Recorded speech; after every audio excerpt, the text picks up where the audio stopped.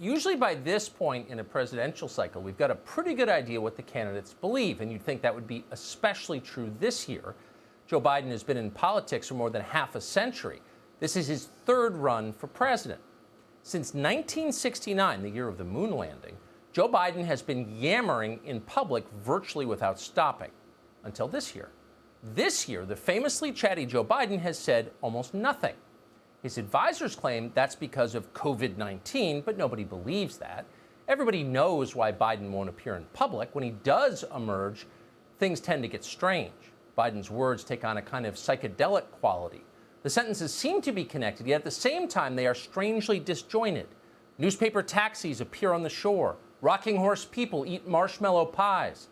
It's mesmerizing to watch. You can almost make out the tangerine trees in the marmalade skies. We thought in our administration we should lower the tax from the high 30s to 28%, then lower it to 21. I'm going to raise it back up to 28. Folks, it's not sufficient to build back. We have to build back better. That's what my plan is, to build back better. It's bold. These aren't somebody else's children. They're all our children. They're the children.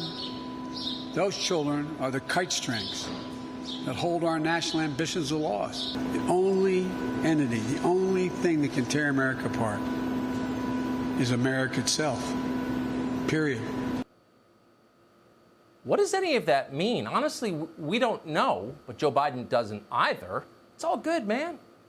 This is the candidate who could soon be president of the United States. Don't tell him that. It'll only make him anxious. The people around Biden, by contrast, are not anxious. They are completely in control. They know exactly what they want. And yesterday, they gave the rest of us a glimpse of what that is. The Biden campaign released a long document outlining its goals. It was written by Eric Holder, Alexandria Ocasio-Cortez, Simone Sanders, among others. These are the people who will run the country if Joe Biden is elected in November. So what's their plan? Well, in a sentence, they'd like to make the rest of America very much like our biggest cities have become: squalid, dangerous, chaotic, and unhappy. They'd like to do to your neighborhood what they have done to New York City. The main thing they've done to New York is make it scary. Violent crime is surging dramatically there, as we have told you night after night. And one of the main reasons for that is the elimination of cash bail. The city no longer holds the people it arrests. Criminals are in and out of custody immediately, and many, of course, go on to commit more crimes. It's nuts. The Biden campaign plans to abolish cash bail everywhere. No bail for any crime nationwide. Think about what that would mean. Americans are fleeing urban areas in huge numbers. Big cities are just too mismanaged. They're too dangerous. Unless you are very rich or very poor, you're getting out. New York City lost 53,000 people in 2019. They will lose far more than that this year. Most of these refugees have relocated to the suburbs, where they imagine they are safe from the effects of disastrous urban policy. But they're not. Democrats want to abolish the suburbs. They are too clean and nice, and therefore, by definition, they are racist. And the Biden campaign has highly specific plans on how to do this. It's called Affirmatively Furthering Fair Housing. It's a HUD regulation. It was written during the Obama administration. Biden's advisors plan to enforce it. They will cut off critical federal funds from municipalities unless those municipalities submit to federal control of urban planning. Towns will be ordered to abolish zoning for single-family housing because single-family homes, needless to say, are racist. Low-income, federally subsidized apartments will go up in the suburbs. It's a good bet you won't see any of this. You won't see projects being built in Aspen or Martha's Vineyard or anywhere else Eric Holder vacations. But in your neighborhood, oh yeah. Your kids' schools will change too. The Biden campaign has vowed to bring back Obama's lunatic Title IX rules. Colleges would once again ignore due process and the presumption of innocence and instead use kangaroo courts to assess sexual assault allegations on campus. Good luck to your sons. The country's K-12 schools, meanwhile, effectively will abandon classroom discipline.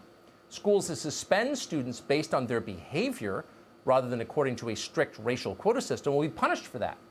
But you will have no choice but to keep your kids enrolled anyway, because Biden's campaign pledges to abolish all programs that provide parents vouchers or tax breaks to send their kids somewhere else. And then the Biden plan gets really ambitious. It would use the Federal Reserve to fix the, quote, racial wage gap. Central bankers will be encouraged to decide if you're being paid too much based on your skin color. Sounds like a great way to unite the country. One thing the Biden administration won't enforce is immigration law. The plan promises to end workplace immigration raids. That would mean corporations could bring in effectively unlimited amounts of low-wage illegal foreign labor. Good luck finding your son a job once he's bounced out of college by those kangaroo courts. You may think this all sounds too crazy to be real. Politicians, of course, make a lot of promises right before elections, and Biden would never actually do any of this because Democrats would be worried about losing the next election if they did. These are not popular programs. But the Biden people have thought this through, and their plan answers that question. It solves the problem. It includes citizenship and voting rights for all illegal immigrants currently living in this country. That's at least 22 million people. That means 22 million brand new voters spread out across 50 states. The vast majority of them will faithfully vote for the Democratic Party. And by the way, that's not even including all the new illegal immigration we will doubtless get with reduced border controls. The Biden campaign also promises a moratorium on deportations. So there it is. That's the Biden plan. It's not really a blueprint to govern the country. It is a promise to utterly remake the country, and more to the point, never surrender control of it again.